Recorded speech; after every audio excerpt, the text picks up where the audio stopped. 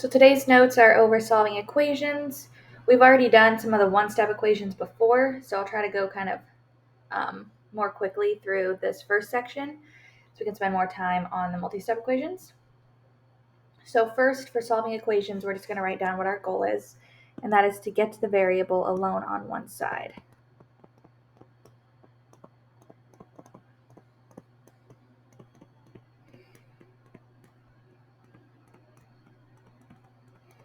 And remember, the variable is just whatever letter we're using. X, Y, A, B. And then to solve it, we do inverse operations, which is what we've already talked about before. So if you remember, addition and subtraction are inverses or opposites of each other, and multiplication and division are opposites. So inverse just means opposite. So when solving these one-step equations, the most important thing to remember is what you do to one side, you have to do to the other.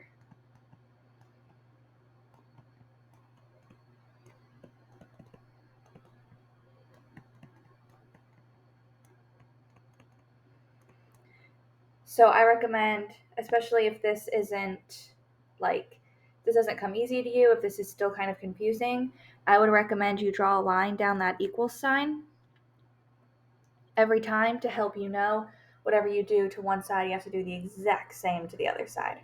And we're doing, remember, the opposite of what we see. So I have y plus 3 equals 10.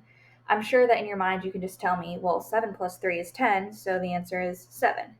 Yes, but I have to see all of the work. I need to see the steps. I need to see how you're getting there other than just knowing what the answer is. So that's why we show our inverse operations. So instead of adding 3, like I see right here, I am going to subtract 3 on both sides. So positive 3 minus 3 becomes 0. So when anything becomes 0, that just cancels out. So that's gone. And then all I have left is my y on this side. And y is equal to, and then I have 10 minus 3 here, so that's 7. So I want to see your full answer as y equals 7. I don't just want you to write 7, and I want to see all this work. All right, and then on my next one, I need to add 9 to both sides because right now the 9 is being subtracted. So that causes these ones to go away, and I have t equals, and 11 plus 9 is 20. On this next one here, whenever you have a letter next to a number, that means multiplication. So if I were to have like 3x, that means 3 times x. So over here, I'm going to divide by 8 on both sides. And I need you to show the division like this. Don't use the division symbol. I want you to show it like this because I'm going to be crossing out these 8's here, and my x is left. And then 56 divided by 8 is 7. So just make sure that you're showing it with that division line there.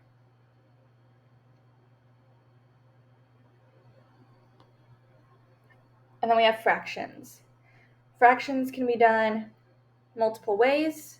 You can either multiply by the reciprocal, or you can just divide by it. So here, if I have 3/5 t, that is like 3/5 times t.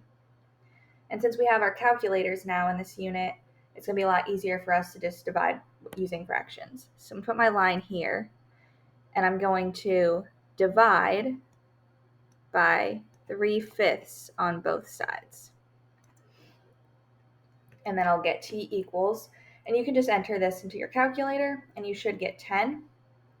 Now, if you learned the other way, which is multiplying by the reciprocal, so I would multiply both sides by 5/3, you can do that.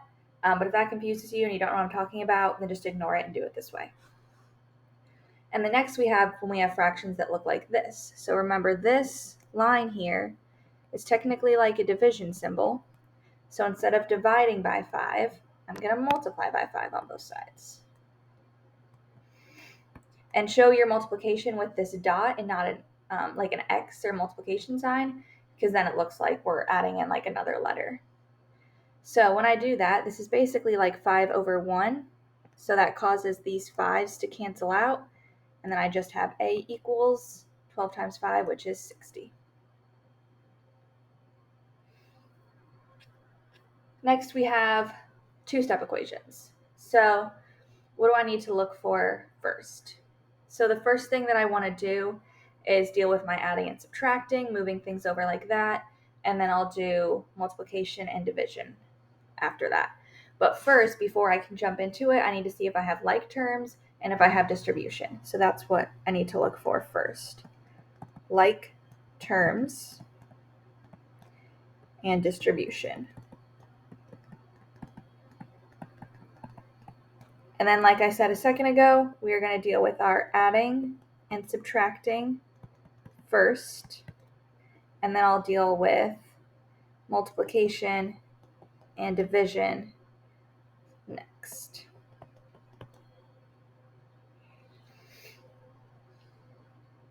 So looking at my first number, or my first problem here, 3x plus 7 equals 19, I don't see any like terms and I don't see any distribution.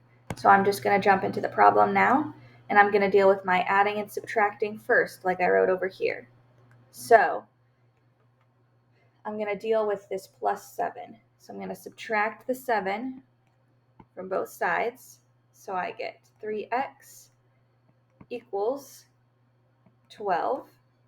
And then I'll deal with my multiplication division. And when I do this, you're always dividing by the number in front of x, or whatever letter you're using at that time, like A or something. So here I'm going to divide by 3 on both sides. So then I get x equals 4.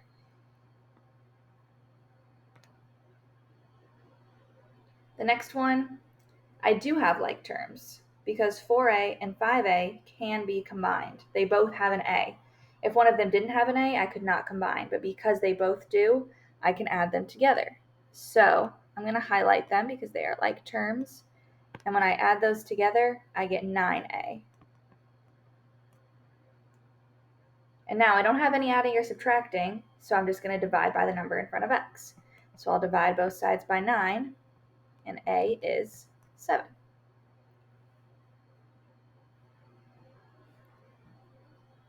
And then we did touch on this next part at the beginning of the year. Is negative x the same as x? So if we remember, we can't leave anything as negative x if we get down to that, and so we have to know how to fix that or what to do. So I'm going to go about solving this how I normally would. There's no like terms, there's no distribution. I'm trying to get that x alone, so I'm going to move that 32 over. So now I have negative x over here equals negative 15. So I can't leave it like this because I need to have a positive variable.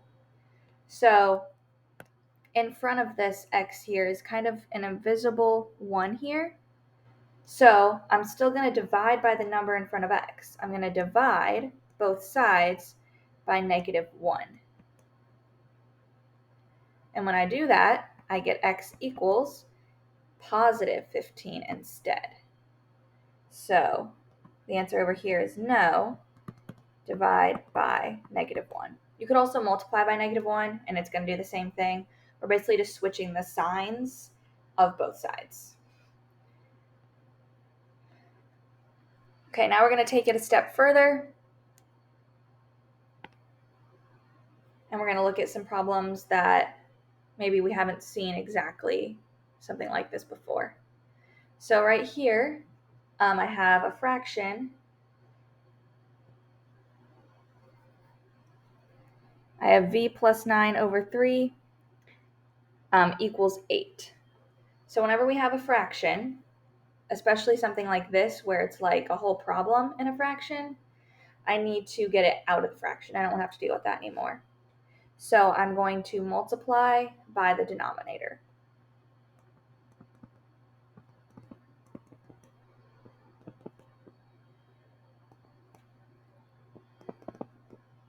And remember, the denominator is the bottom of the fraction. And remember, you also do it to both sides. So I'm going to multiply this side by 3 and this side by 3. And by doing that, I'm not taking this 3 to anything over here. I'm just canceling these out. So this becomes v plus 9 equals 24. So all that's doing is getting us out of the fraction now. And then I can solve it like normal. So now I'll just subtract 9 from both sides. So I get that v equals 15. This next one is an example with distribution. We know how to distribute, so I'm just going to start with that first. I'm going to take the 2 to the n and the 5. Remember, distribution means multiplication.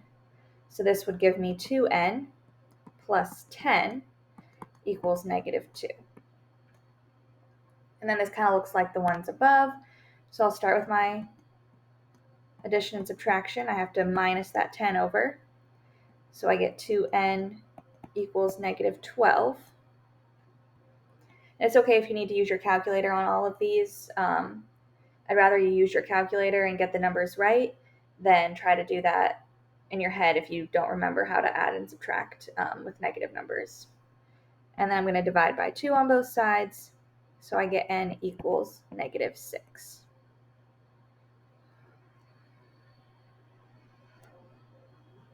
And then this next one is an example of when our letter might not be on the side we're used to. So this time, my letter M, my variable, is on the right side instead of on the left like we're used to.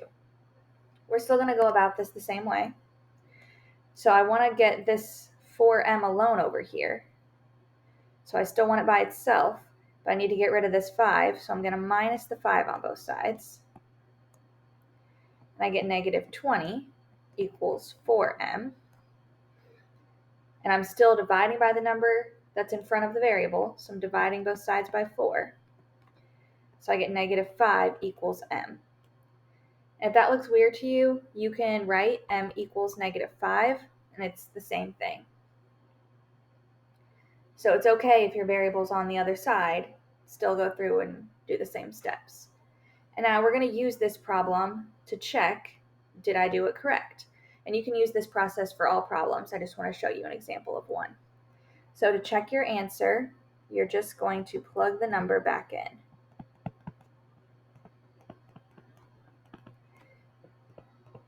Or, in other words, replace the variable. So I'm going to rewrite that problem. So what I'm doing is right here where m is, I'm going to take this negative 5, and I'm going to put it right there. So I need to remember when I plug that in, this isn't going to be 45, it's going to be 4 times negative 5. Remember your operations there. So I have negative 15 equals, I'm going to put a question mark here because I'm checking. I want to see if this is going to work out. 4 times negative 5 plus 5. And I want to see if it gives me the right answer. So I have negative 15 equals, and then 4 times negative 5 is negative 20. So negative 15 equals, and then negative 20 plus 5 is negative 15. Did I get the same thing on both sides? Yes. So you can check your answer for all of these kind of problems by just taking the number, putting it in the equation. If it works out, then that's how you know your answer is correct.